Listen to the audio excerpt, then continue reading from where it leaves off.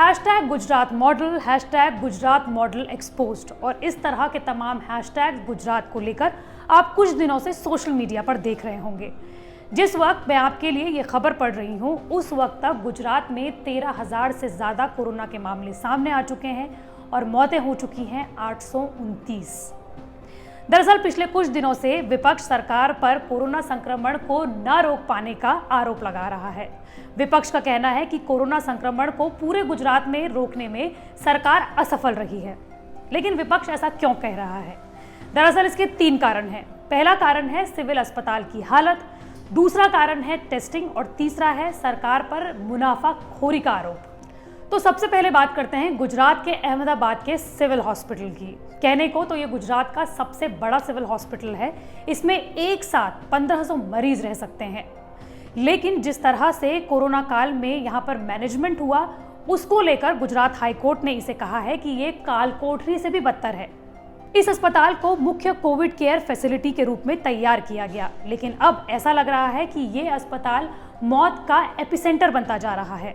गुजरात में अब तक 829 लोगों की मौत कोविड-19 यानी कि कोरोना की वजह से हुई है और सिर्फ इसी अस्पताल में 377 लोग कोरोना की वजह से मर चुके हैं, जो कि कुल गुजरात के मौत के आंकड़ों का 45% है। महाराष्ट्र और तमिलनाडु के बाद गुजरात कोरोना संक्रमितों का तीसरा सबसे बड़ा राज्य है, लेकिन यहाँ मृत्यु दर राष्ट्रीय औसत से ज्यादा है।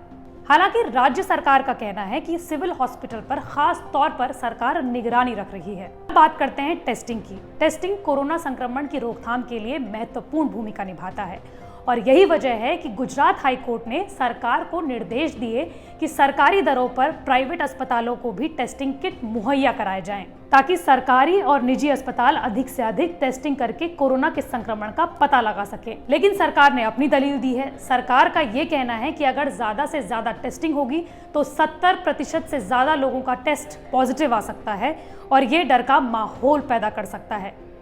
हालांकि कोर्ट का ये कहना है कि टेस्टिंग ना करने के लिए ये कोई वैध आधार नहीं है।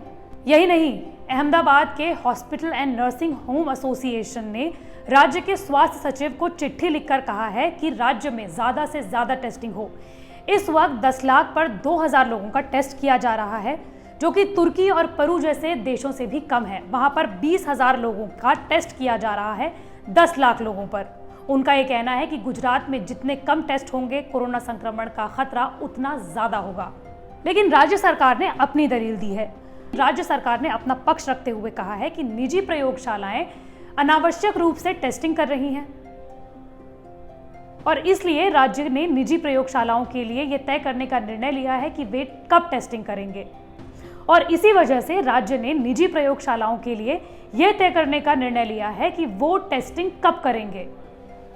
और तीसरा है सरकार पर मुनाफाखोरी का आरोप। विपक्ष सरकार पर मुनाफाखोरी का आरोप लगाते हुए ये कह रही है कि जो N95 मास्क सरकार को सस्ते में बेचना चाहिए था, सरकार उसे 31% ज्यादा दामों में बेच रही है।